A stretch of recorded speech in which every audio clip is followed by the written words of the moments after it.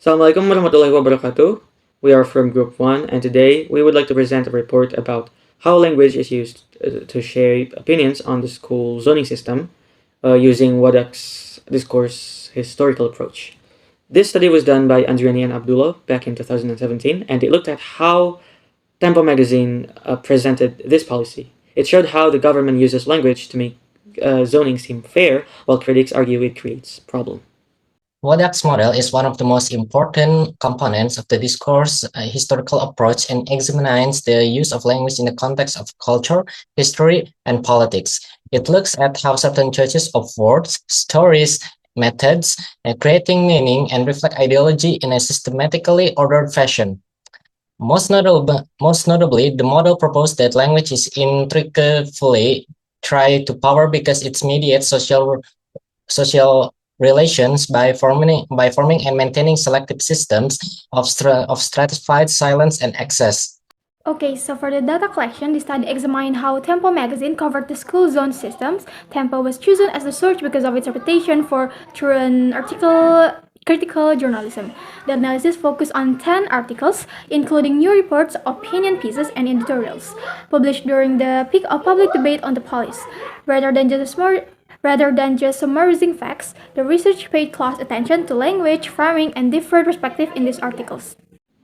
Moving on to the contextual analysis, the study considered the history and social impact.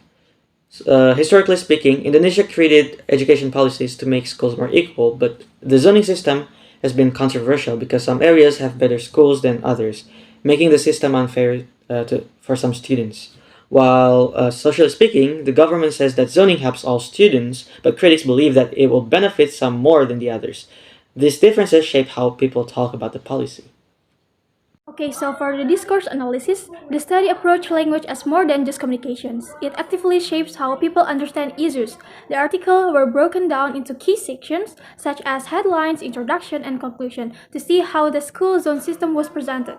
So different types of arguments were identified, including statements about what should happen, what could happen, and how confident or uncertain the voters were. So this approach revealed underlying biases, power dynamics, and cultural values in the debate. For the ideological analysis, in the article, ideologies are explored in relation to power structures and belief system through language and discourse analysis.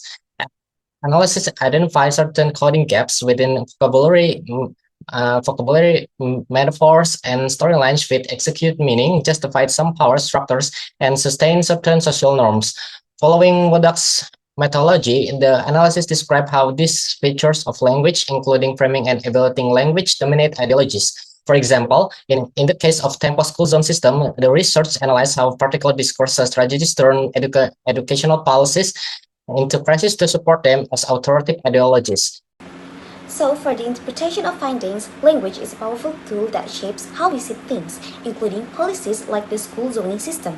The government uses specific words to make the policy seem fair and necessary, while critics use different words to show its problems.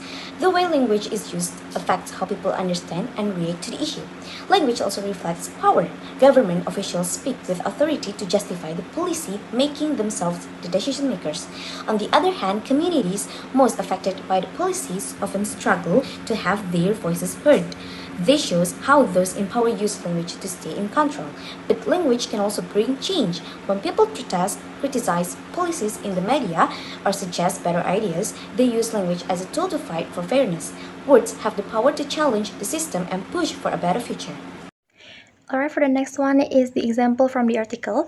Tempo is a bold Indonesian media outlet known for criticizing government policies, including the school zone system. Founded in 1971, it takes a direct approach to journalism, often compared to Time magazine.